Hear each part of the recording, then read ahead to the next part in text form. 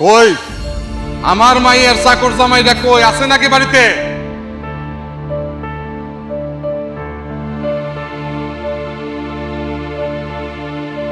একজন শিল্পপতিকে চাকর জামাই বলে না, এটা ম্যানার কি আপনার ভিতরে নেই নাকি? শিল্পপতি মানে ওই চাকরের বাচ্চা চাকর। তুই আমাকে ম্যানার শিখাচ্ছিস না? আমাকে ম্যানার শিখাচ্ছিস কার সাথে কিভাবে ব্যবহার করতে হবে, তাই না? ছোট লোক চাকর কোথাকার। ওই কি বলছিস এগুলা? তোর মতো চাকর হবে শিল্পপতি? চাকর কিভাবে শিল্পপতি হয় সেটা আপনি বুঝতে পারছেন না? আপনি নিজেই তো আপনার সমস্ত সম্পত্তি আমার নামে লিখে দিয়েছেন, তাহলে শিল্পপতি কি আমি না আপনি? দেখছিস, শুধুমাত্র 2 দিনের জন্য ওকে আমি সম্পত্তি লিখে দিচ্ছি। এই সম্পত্তি এখন সে নিজের মনে করে নিয়েছে, এখন ওকে নিজে নিজে শিল্পপতি ভাবা শুরু করেছে। চৌধুরী সাহেব ছোট লোক তো, বাদ দেন। একদম তাই। আপনার ভুল হচ্ছে। 2 দিনের জন্য নয়, সারা জীবনের জন্য আপনার সমস্ত সম্পত্তি আমার নামে লিখে দিয়েছেন।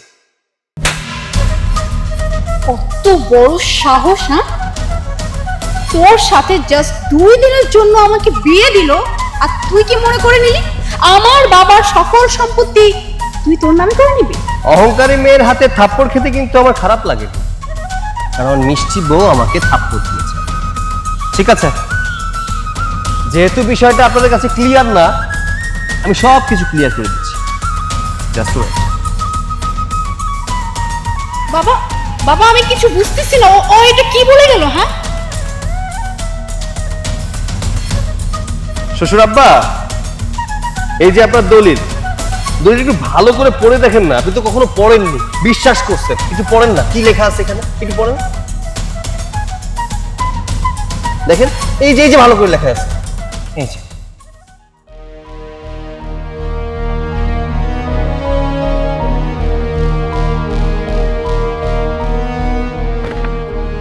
কি দেখেছেন মিস্টার চৌধুরী? আপনার সমস্ত সম্পত্তি এখন আমার না। আপনার কিচ্ছু নেই, টাকা পয়সা বাড়ি গাড়ি কোনো কিছু নেই, সবকিছু এখন আমার, আর আপনি এখন রাস্তার ফকির। কি চৌধুরী সাহেব, এখন কি বিষয়টা ক্লিয়ার নাকি আপনার বিশিষ্ট অ্যাডভোকেটের সাথে কথা বলতে হবে? প্লিজ কল করে দেখুন না সে কি বলে। হ্যাঁ বাবা, তুমি এক্ষুনি অ্যাডভোকেট আঙ্কেলকে কল করো, আর কল করে ওর কাছে প্রমাণ করে দাও ও যা কিছু বলতেছে সম্পূর্ণ মিথ্যা। হ্যাঁ, ঠিক বলেছিস, ঠিক বলেছিস।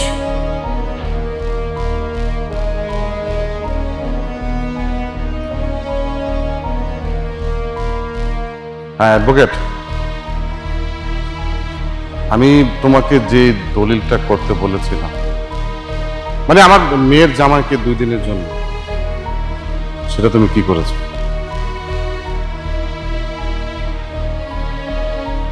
মানে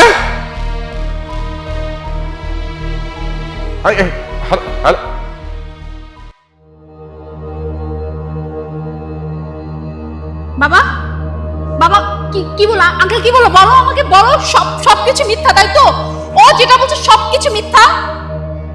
মানে আমি তো নিঃস্ব হয়ে গেছি মা, আমি সর্বশান্ত হয়ে গেছি, আমার সবকিছু শেষ। ওই অ্যাডভোকেটকে এই চাকরের বাচ্চা 10 লক্ষ টাকা দিয়ে সবকিছু ওর নামে করে নিয়ে গেছে। আমি এখন কি করব? আমি তো রাস্তার ফকির হয়ে গেলাম না মা। এই যে চাকরটা, ও একটা বাটপার, বাটপারি আমি করিনি, বাটপারি করেছেন আপনি। আপনি সাধারণ মানুষের সমস্ত জমি জমা নিজে আত্মসাৎ করে নিয়েছেন। কি অবাক হচ্ছেন? অবাক হওয়াটাই স্বাভাবিক। আপনার ভেতরের সমস্ত খবর একটা রিকশাওয়ালার ছেলে কি করে জেনে গেল? কি তাই তো? শুনুন, আমি সবকিছুই জানি। আপনি কি ছিলেন, কোত্থেকে কি হয়েছেন, আঙ্গুল ফুলে কিভাবে কলা গাছ হয়েছেন, সেটা কিন্তু আর কেউ না জানলেও আমি খুব ভালো করেই জানি। আই থিংক সো আপনার মেয়েও জানেন না। তোমার বাবা যে একজন বাটপার সেটা কি তুমি জানো? তুমি কি জানো হাজারো মানুষের সমস্ত সম্পত্তি নিজে আত্মসাৎ করে নিয়েছে ক্ষমতার জোরে? তুমি কি জানো এসব? আমার মনে হয় না তুমি জানো। শুনুন চৌধুরী সাহেব, আপনাকে সাফ সাফ একটা কথা বলে দিই, আপনার সাথে এই নাটকটা করার একটাই রিজন, সে অসহায় গরিব মানুষদেরকে সমস্ত সম্পত্তি আমি ফিরিয়ে দেব, এই কারণে। আমি আমি কিছুই বুঝতেছি না, আমার এত কিছু তুই জানলি কি করে? হ্যাঁ, চৌধুরী সাহেব আমি কইছি। আমি মানে আমি সবকিছু কইছি। নুন খাইছে আপনার, কিন্তু হারামি আপনার লগেই করছে। আরে এটা হারামি কয় না, এটা গরিব দুঃখী মানুষের ন্যায্য জমি তাদেরকে বুঝাই দেওয়ানোর লেগে আমি এই কাজ করছি। তাই কইছে এই বাটপারের লগে বাটপারি করতে। আর হারামির লগে হারামি করতে।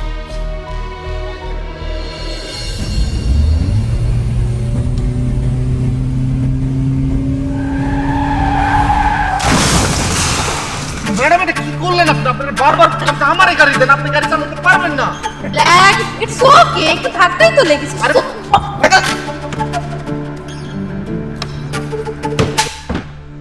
How dare you! তোর এত বড় সাহস কি করে হলো আমার গাড়ি থেকে চাবি খুলে নেওয়ার? আপনার সাহস কি করে হলো যে আমার রিকশার পেছনে লাগিয়ে দেওয়ার? সামান্য একটা রিক্সা চালক, চালাস তো রিক্সা, আবার বড় বড় কথা।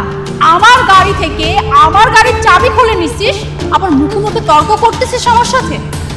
দোষটা আপনি করেছেন, আমি কিন্তু কোনো দোষ করিনি। আপনার গাড়ি এসে আমার রিকশার পেছনে লাগিয়ে দিয়েছে। তোর কোনো আইডিয়া আছে? হ্যাঁ, আমার বাবাকে আর আমার বাবা চাইলে কি কি করতে পারে, তোকে আমি কি কি করতে পারি, আর তুই কিনা সামান্য একজন রিক্সা চালক হয়ে আমারই সামনে দাঁড়িয়ে আমারই মুখে মুখে এত তর্ক করতেছিস, আমাকে হুমকি দিচ্ছিস। হ্যাঁ, তুই আমার গাড়ির চাবি কেন নিছিস এটাকে আমি বুঝি না, কারণ তোদের মতো রিক্সাওয়ালাদের না আমার হাড়ে হাড়ে চেনা আছে। তুই আমার গাড়ির চাবি এর জন্য নিছিস যাতে করে তুই ক্ষতিপূরণ নিতে পারিস, তাই তো? আরে তোর রিক্সার ক্ষতিপূরণ আর কতই বা হবে, 2 থেকে 300 টাকা। 1 মিনিট, এই নে 2000 টাকা তোর রিক্সার ক্ষতিপূরণ। আর আমি কে জানিস তো? মোনা চৌধুরী। আমি যদি কারো কোনো ক্ষতি করি না, সেটা টাকা দিয়ে পুষিয়ে দিই। যেমনটা তোর এই রিক্সার ক্ষতিপূরণ আমি টাকা দিয়ে পুষিয়ে দিলাম। 200-300 টাকা হয়েছে, বাট 2000 টাকা দিয়ে দিলাম। এই টাকা নিয়ে এখন চলে যা, আর আমার গাড়ির চাবি আমাকে ফিরিয়ে দে।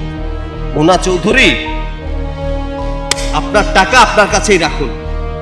টাকা দিয়ে সবকিছু কেনা গেলেও এই সৈকতকে কেনা যায়। এই এদের সাথে কি কথা বলছিস? জন্মের ঠিক আছে নাকি? যত সব গরিব।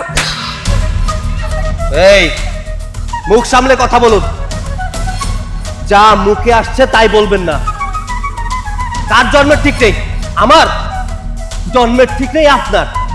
আপনার যদি জন্মের ঠিক থাকতো তাহলে আরেকটা মানুষকে এরকম ভাবে বেজন্মা বলতে পারতেন না।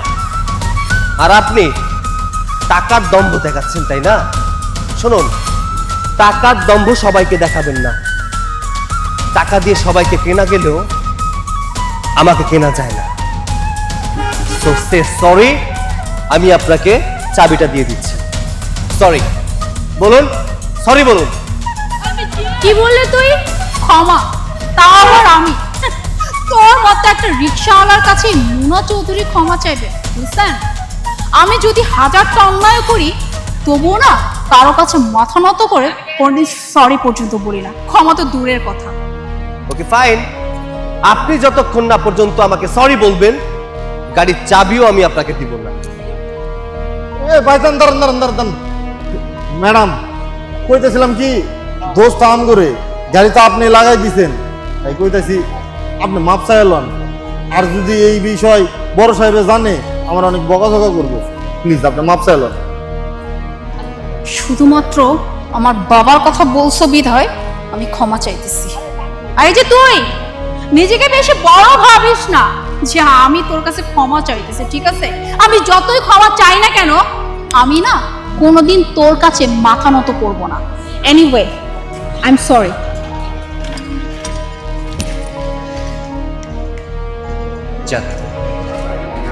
লিসেন, তুই আজকে সবার সামনে আমাকে সরি বলাইছিস না? তুই ভুলে যাস না, এর প্রতিশোধ আমি নিব। আমি তোকে আমারই বাড়ির চাকর বানাবো, মাইন্ডেড। সময় কথা বলুন, আসছি।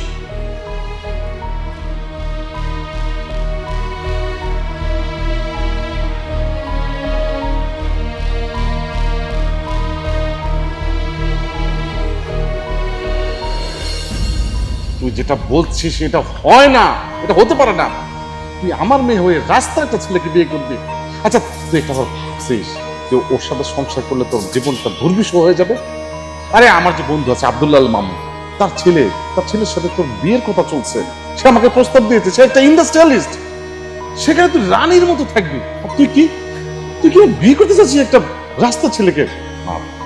আমি বলি কি, পাবলিক প্লেসে এরকম করতে হবে না। তুই যেটা বলছিস এটা ভুলে যা। আমি যেখানে বিয়ে দিচ্ছি তুই সেখানে বিয়েটা কর। দেখো বাবা, এছাড়া আমার হাতে আর কোনো ওয়ে নাই।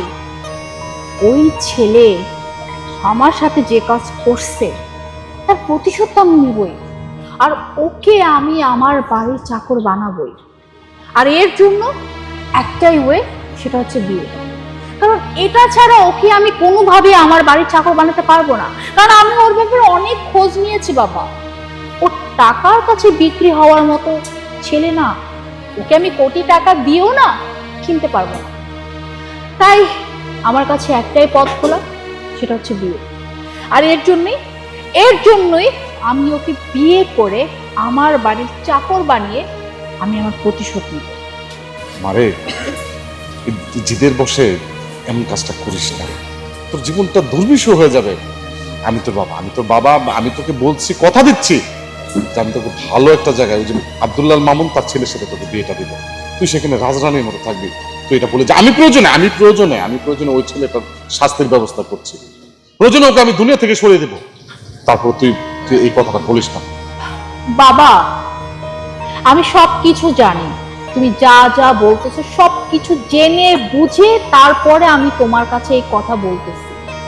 আর তুমি বললা না যে আমার জীবনটা ধুকরে ধুকরে শেষ হয়ে যাবে এই ছেলেকে বিয়ে করলে। বাবা, আমি যদি এই ছেলেকে বিয়ে না করতে পারি, মানে আমার বাড়ির চাকর বানাতে না পারি, তাহলে আমার জীবনটা ধুকরে ধুকরে শেষ হয়ে যাবে। কারণ ওই ছেলেকে আমি আমার বাড়ির চাকর বানাবোই। হ্যাঁ, আমি মানছি যে তোমার বন্ধুর ছেলেকে বিয়ে করলে আমি হয়তো অনেক ভালো থাকবো, আর ওকে বিয়ে করলে হয়তো আমার জীবনটা শেষ হবে। কিন্তু বাবা, আমার জেদ পূরণ করার জন্য যদি আমার জীবন শেষ করতেও হয়, আমি মনে হয় সেটা করব। আর তার জন্য ওকে আমার বিয়ে করতেই হবে। ব্যাস, এটাই আমার ফাইনাল কথা। বাবা, আমি জানি তোমার মেয়ের এক ইশারায় তুমি যে কাউকে দুনিয়া থেকে সরাই দিতে পারো, কিন্তু কথাটা এখানেই বাবা। ওকে যদি তুমি দুনিয়া থেকে সরাই দাও তাহলে তো দুনিয়া থেকে চলে গেল। তোমার মেয়ের ভিতরের যে জেদ, সে জেদ তো পূরণ হলো না। আর তুমি খুব ভালো করেই জানো, ছোটবেলা থেকেই তোমার মেয়ে যা জেদ করছে সেটা হাসিল করে আসছে, আর তুমি সাহায্য করছো। তাহলে বাবা, কেন এখন তুমি আমার বিরুদ্ধে যাচ্ছ? বাবা, আমি তো বললাম ওই ছেলেকে আমি বিয়ে করব, মানে করব, আমার প্রতিশোধ আমি নিব। ওকে আমি আমার বাড়ির চাকর বানাবো। আর বাবা, আমি এখন বুঝতে পারছি, জানো, আজকে যদি আমার মা বেঁচে থাকতো না, তাহলে আমার কথাটা ভাবতো। আজকে আমার মা নাই তো, তাই তুমি বুঝতেছো না। তুমি ভাবতেছো ওকে বিয়ে করলে আমার জীবনটা শেষ হবে, কিন্তু বাবা, আমি যদি ওই ছেলেকে বিয়ে না করতে পারি, আমার বাড়ির চাকর বানাতে না পারি, তোমার মেয়েটা ধুকরে ধুকরে শেষ হয়ে যাবে, জীবনটা শেষ হয়ে যাবে। এখন তুমি যদি তোমার মেয়ের জীবন শেষ করতে চাও, করো, আমার সমস্যা নাই। আর আমি তোমার বিরুদ্ধে কখনো যাই নাই, আর যাবো। তুমি যদি এই বিয়েতে এগ্রি না হও, আমি বিয়ে করব না। কিন্তু বাবা, তোমার মেয়েটা কিন্তু বাঁচবে না। ঠিক আছে মা, তুই যেহেতু এত করে বলছিস, আমি কথা দিচ্ছি যে কোনো কিছুর বিনিময় হলেও আমি তোর সাথে বিয়ে দিয়ে তোর চাকর বানিয়ে আমি ওকে এই বাড়িতে নিয়ে আসবো। কি বললে বাবা? তার মানে তুমি রাজি হয়ে গেছো? তার মানে ওই ছেলেকে আমি বিয়ে করছি, আর ওই ছেলেকে আমি আমার বাড়ির চাকর বানাবো। থ্যাংক ইউ বাবা, থ্যাংক ইউ সো মাচ।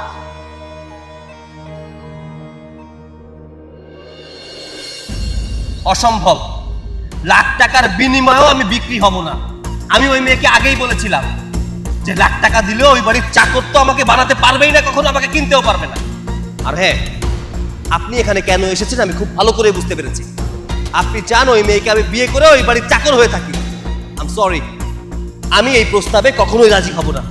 আমার মনে হয় না যে আপনার সাথে আর কথা বলানোর দরকার আছে। আমি যাচ্ছি। ভাইজান আপনি যদি আজকে চলে যান, অনেক মানুষের সাথে কিন্তু বেইনসাফি হইব। মানে মানে আর কি, আমার যে সাহেব আছে না, আমাদের এলাকার যত গরিব দুঃখী মানুষ আছে না, মেহুনীতি লোক, এখন যত জমি জমা সব কিছু নিজের আয়ত্তের ভিতর নিয়ে আইছে, তার প্রভাব খাটায়। কেউ কিচ্ছু কইতে পারে নাই।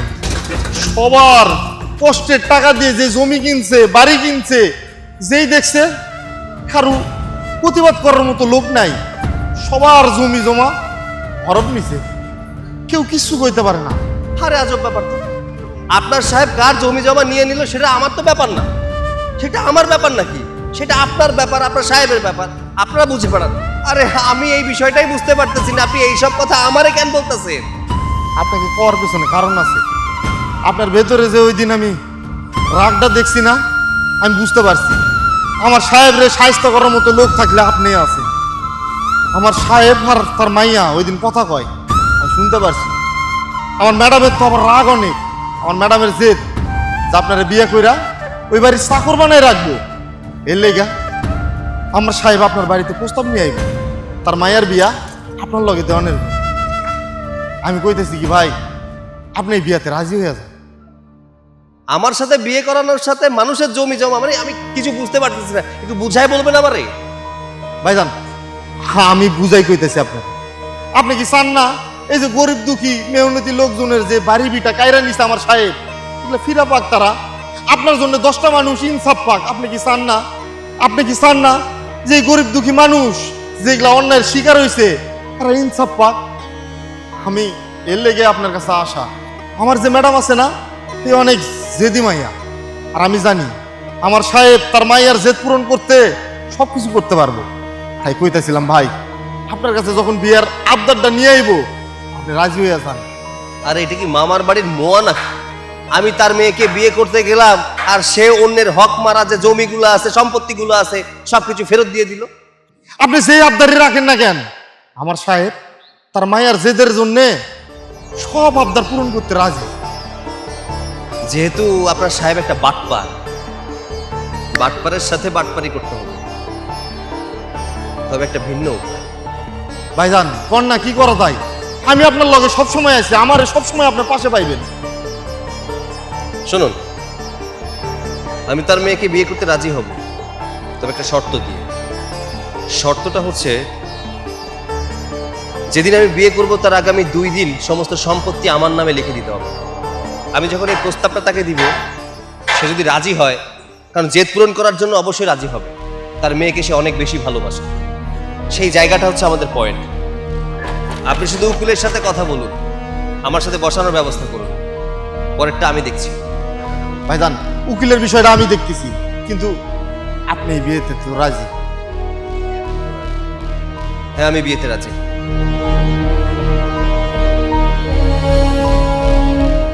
শুনুন চৌধুরী সাহেব, জীবনে অনেক পাপ করেছেন, আজকে পাপের প্রায়শ্চিত্ত করবেন। অনেক মানুষের জমি মেরে খেয়েছেন, অনেকের বাড়ি ভিটা পর্যন্ত আপনি কেড়ে নিয়েছেন। তাদের অবস্থা কি হয়েছে জানেন? তার আত্মহত্যা পর্যন্ত হয়েছে। আজকে বুঝুন না সম্পত্তি হারালে কেমন লাগে। এখন থেকে সমস্ত সম্পত্তির মালিক আমি, আর আপনি রাস্তার ফকির। ছি বাবা, বাবা আমি এগুলো কি শুনলাম? তুমি তুমি মানুষের টাকা পয়সা সম্পত্তি সব আত্মসাৎ করছো। আজকে যে তোমার এত সম্পত্তি, এত কিছু, এসব কিছু তোমার কষ্টের অর্জন না। আমার আমার বাবার জন্য নাকি মানুষ জীবন পর্যন্ত দিচ্ছে, আর আমি এই বাবাকে আমার আদর্শ মনে করতাম। সবার কাছে আমি অনেক অহংকার করে বলতাম আমার বাবা অনেক ভালো একজন মানুষ, আমার বাবা কখনো কারো খারাপ করতেই পারে না, সব সময় মানুষের ভালো করে আসছে, মানুষের পাশে দাঁড়াইছে। আমি তো এটাই জানতাম না যে আমার বাবার এত সুন্দর একটা রূপের পিছনে এরকম একটা অমানুষ ছিল। কেন বাবা, কি দরকার ছিল এসব করার? মারে আমি ভুল করে ফেলছি মা, আমি অনেক বড় ভুল করছি। আমি আসলে যা করছি তা ঠিক করি না। আমার জন্য কত মানুষ আজকে রাস্তার ফকির হয়ে গেছে, আমার জন্য কত মানুষ রাস্তার ফকির হয়ে গেছে, গৃহহীন হয়েছে, সহায় সম্পত্তি সব আমি ভোগ দখল করতেছি। আমার জন্য মানুষ আত্মহত্যা করছে। আমাদের জামাই বাবা যেভাবে বলছে এইভাবে আমার তো কেউ কখনো বুঝাই নাই। আমি বুঝতেই পারি নাই এই অর্থ সম্পদ টাকা পয়সা রেগুলার লোভ আমার অমানুষ বানাই দিয়েছিল। আমি আসলে অনেক বড় ভুল করে ফেলছি। একটা বার যদি একটা সুযোগ পাইতাম তাহলে আমি এত বছর ধরে যে পাপ করছিলাম সমস্ত পাপের প্রায়শ্চিত্ত করতাম।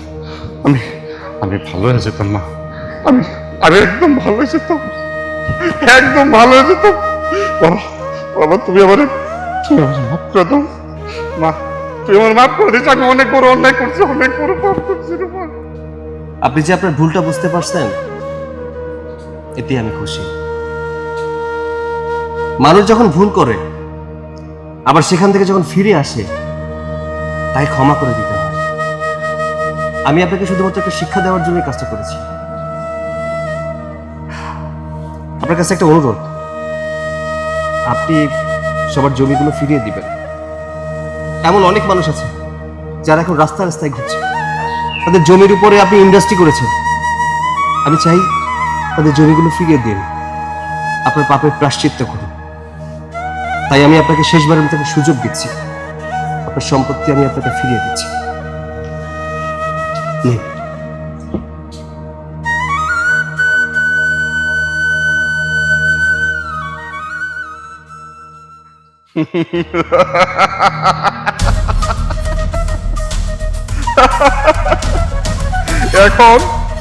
এখন কি হলো? জামাই বাবাজি, খুব শখ ছিল আমার মুখে জামাই বাবাজি শোনার জন্য না? তুই চাকর ছিলি, চাকরি থাকবি, সম্পদ এখন আমার হাতে, কি করবি তুই? এই তুই এতগুলা বছর আমার মন খায়, তুই আমার বন্যা গায়ে, তুই ওর বোন গেছিস। এই মুহূর্ত থেকে তোর চাকরি শেষ, ঠিক আছে? এই চাকর, তুই নিজের অনেক চালাক মনে করছিলি না?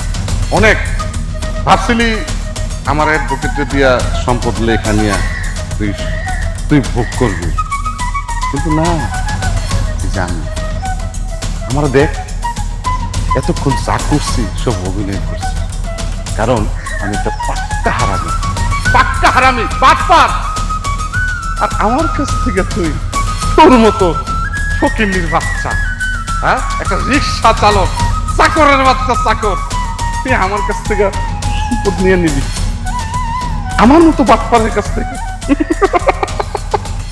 হইল না, শেষ রক্ষা হইল না, আমার সম্পদ আমার কাছে ফিরে আসে।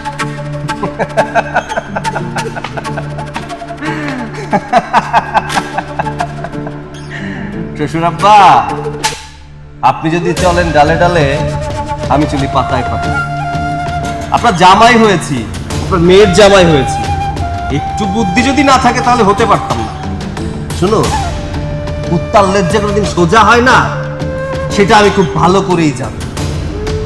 আপনার হাতে যে দলিলটা দেখতে পাচ্ছেন, ওটা আসল না, ওটা ফেক। আসল দলিল আপনার অ্যাডভোকেটের কাছেই এখনো আছে, যেটা আমার না। আমি খুব ভালো করেই জানতাম এমন কিছু একটা সিচুয়েশন ঘটবে, তাই আগে থেকে প্ল্যান করে রেখেছিলাম। ছি, ছি, ছি, ছি, ছি। মানুষ এতটা খারাপ হয়, এতটা নিচে নামতে পারে, আমার জানা ছিল। শুনুন শ্বশুর আব্বা, আপনি যদি চলেন ডালে ডালে, আমি চলি পাতায়। এখন কেমন লাগে টুইস্টটা? বাবা, বিশ্বাস করো, আজকে যখন আমার সামনে তোমাকে কেউ কুকুরের সাথে তুলনা করতেছে, আমার বিন্দু পরিমাণও খারাপ লাগতেছে না। কেন জানো? কারণ আমার বাবা এতটাই জঘন্য, আসলে কুকুরও বোধহয় এর থেকে ভালো। তবে তোমাকে ধন্যবাদ। কেন জানো? তুমি জীবনে এত অপকর্ম করার পরেও তুমি একটা সুযোগ পাইছিলা নিজেকে শুধরানোর, সেটাও তুমি নিতে পারো নাই। আসলে নিবে কিভাবে? কারণ তুমি মানুষই না, তোমার মধ্যে তো শুধু লোভ আর লোভ। আর একটা কথা, এরকম লোভী প্রকৃতির কোনো মানুষের সাথে আমার কোনো সম্পর্ক আজকের পর থেকে নাই। তুমি আমার বাবা না? আমি আজকে এই মুহূর্তে আমি আমার স্বামীর এই উঠানে দাঁড়িয়ে বললাম, আমার বাবা আমার জন্য মরে গেছে, আমার কোনো বাবা নাই। আর এই যে মিস্টার চৌধুরী সাহেব, আপনি এখন আমার স্বামীর বাড়ির এই উঠান থেকে বের হয়ে যান। ভালো ভালো বলছি বের হয়ে যান, তা না হলে কিন্তু এর থেকে খারাপ কিছু হবে। বাবা, কি বললাম কথা কি তোমার কানে যায় না? তোমাকে অসম্মান করার আগে এক্ষুনি আমার ওই স্বামীর ভিটা থেকে বেরিয়ে যাও। আজকের পর থেকে তোমার সাথে আমার কোনো সম্পর্ক নাই। আমার বাবা মরে গেছে। দাঁড়িয়ে আছেন কেন? যান।